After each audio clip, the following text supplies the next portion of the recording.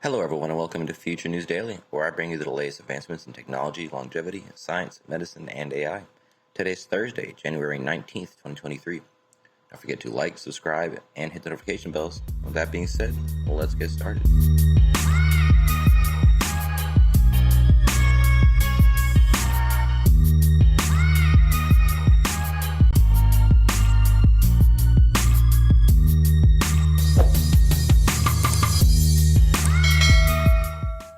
Will your smartphone be the next doctor's office? First up today, let's ask the question. Well, at least the smartwatches are going more that way. Smartphone as a device specifically, I'm not so sure. But we'll read on, see what's going on. The same devices used to take selfies and type out tweets are being repurposed and commercialized for quick access to information needed for monitoring a patient's health. A fingertip pressed against a phone's camera lens can measure a heart rate. The microphone kept by the bedside can screen for sleep apnea. Even the speaker is being tapped to monitor breathing using sonar technology. In the best of this new world, the data is conveyed remotely to a medical professional for the convenience and comfort of the patient, or in some cases to support a clinician without the need for costly hardware.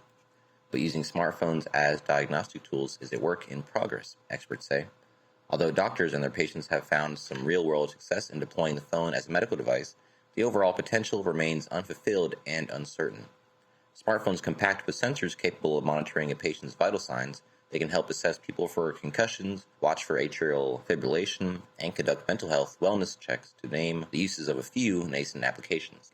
Companies and researchers eager to find medical applications for smartphone technology are tapping into modern phones' built-in cameras and light sensors, microphones, accelerometers, and detect body movements, gyroscopes, and even speakers.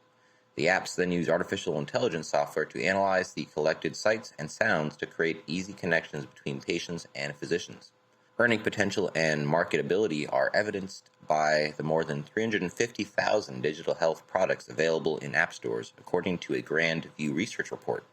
Quote, "It's very hard to put devices into the patient home or in the hospital, but everybody is just walking around with a cell phone that has a network connection," said Dr. Andrew Gostein, CEO of the sensor network company called Artisight. Most Americans own a smartphone, including more than 60% of people 65 and over, an increase from just 13% a decade ago. That is quite a statistic. The COVID-19 pandemic has also pushed people to become more comfortable with virtual care. Some of these products have sought FDA clearance to be marketed as a medical device. That way, if patients must pay to use the software, health insurers are more likely to cover at least part of the cost. Other products are designed as exempt from this regulatory process, placed in the same clinical classification as a Band-Aid. But how the agency handles AI and machine learning-based medical devices is still being adjusted to reflect software's adaptive nature. Ensuring accuracy in clinical validation is crucial to securing buy-in from healthcare providers, and many tools still need fine-tuning, said Dr. Eugene Yang, a professor of medicine at the University of Washington. Currently, Yang is testing contactless measurement of blood pressure, heart rate, and oxygen saturation gleaned remotely via Zoom camera footage of a patient's face. That would be really good. Judging these new technologies is difficult because they rely on algorithms built by machine learning and artificial intelligence to collect data, rather than the physical tools typically used in the hospitals. So, researchers cannot compare apples to apples with medical industry standards, Yang said. Failure to build in such assurances undermines the technology's ultimate goals of easing costs and access because a doctor still must verify results. Quote, "False positives and false negatives lead to more testing and more cost to the healthcare system," he said. Big tech companies like Google have heavily invested in researching this kind of technology, catering to clinicians and in-home caregivers as well as consumers. Currently in the Google Fit app, users can check their heart rate by placing their finger on the rear-facing camera lens or track their breathing rate using the front-facing camera. And they show an example of some still shots right here of using the heart rate lens detecting thing. Quote, "If you took the sensor out of the phone and out of the clinical device, they're probably the same thing," said Shwetak Patel, director of the health technologies at Google and a professor of electrical and computer engineering at the University of Washington. Google's research uses machine learning and computer vision, a field within AI based on information from visual inputs like videos or images. So instead of using a blood pressure cuff, for example, the algorithm can interpret slight visual changes to the body that serve as proxies and biosignals for a patient's blood pressure. Google is also investigating the effectiveness of the built-in microphone for detecting heartbeats and murmurs and using the camera to preserve eyesight by screening for diabetic eye disease, according to information from the company published last year. The tech giant recently purchased Sound Life Sciences, a Seattle startup with an FDA-cleared sonar technology app. It uses a smart device speaker to bounce inaudible pulses off a patient's body to identify movement and monitor breathing. The company Bina AI, based in Israel, is another company using the smartphone camera to calculate vital signs. Its software looks at the region around the eyes where the skin is a bit thinner and analyzes the light reflecting off blood vessels back to the lens. The company is wrapping up a U.S. clinical trial and marketing its wellness app directly to insurers and other health companies, said the company spokesperson. So I'm surprised how many apps are actually out there for this. So they said 350,000 across the whole scope of app stores. I'm not sure. My only concern is this the most efficient model for a healthcare device, like the smartphone as it is now? So that's why people are going for the smartwatch. It's more physically attached to your skin more often than not. So it's going to be more accurate for certain measurements of certain vital signs. So that would be my only question. Is this the final iteration or final product of how it's going to look?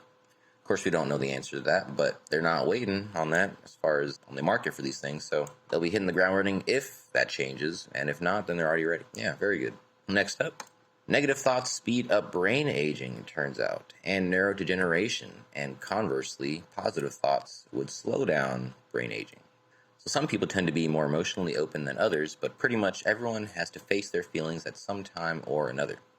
Negative emotions, anxiety, or the occasional bout of depression may be unavoidable in life, but fascinating new findings show how managing emotions can help limit neurodegeneration and slow down brain aging.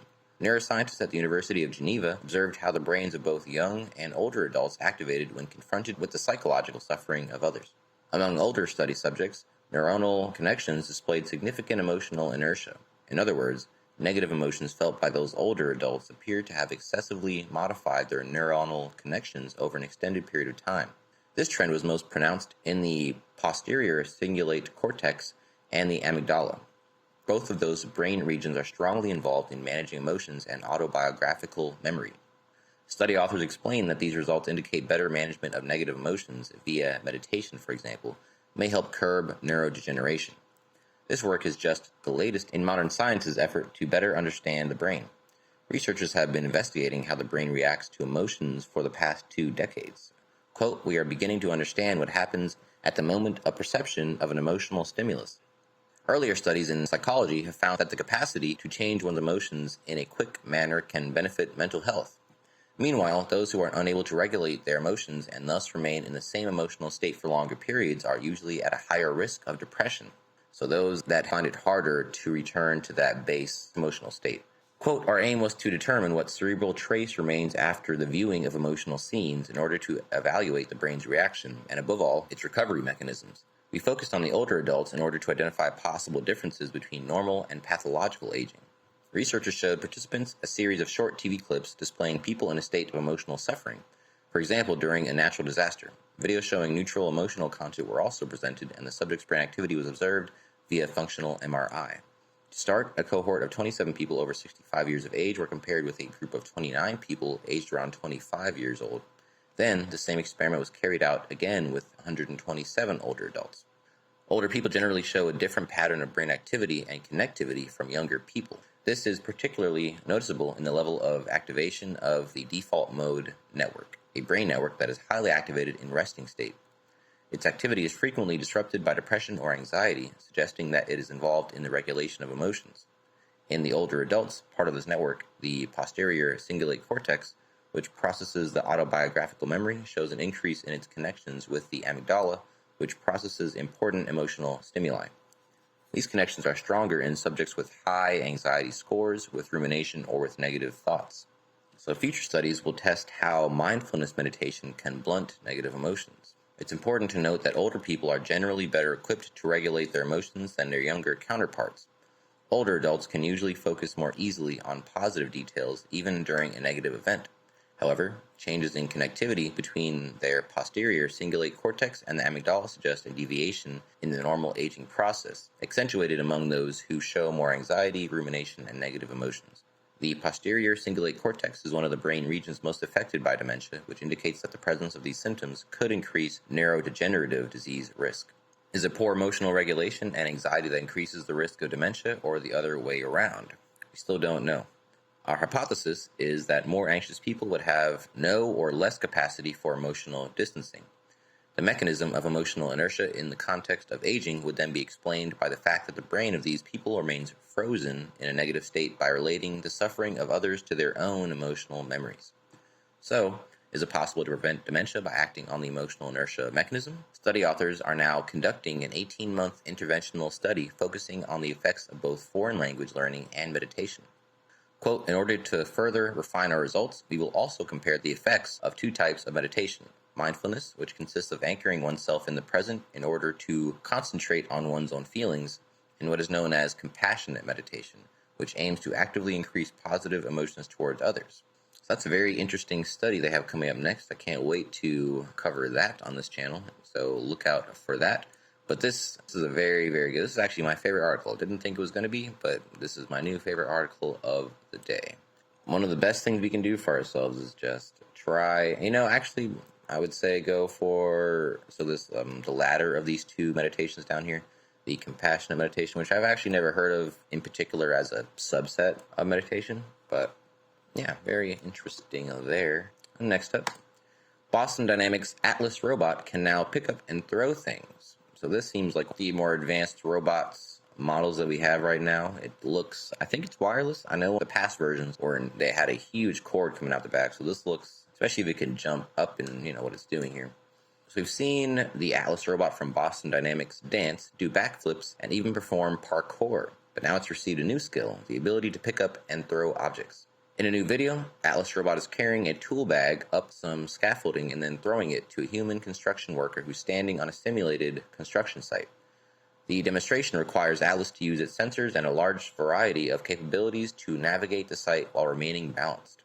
In the video, the Atlas Robot first picks up and places a large wooden plank to act as a bridge over the construction site. The machine then proceeds to walk over the plank after picking up the tool bag with its two hands. Atlas then spins and tosses the tool bag at the human construction worker's feet.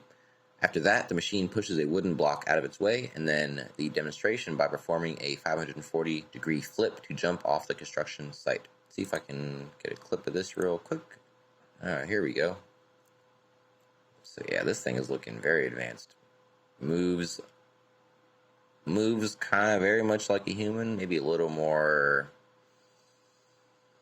The fluidity is very human-like. Wow, yeah, that is really nice. I wonder what the battery life of this thing is. Wow, I wonder how heavy that thing was as well.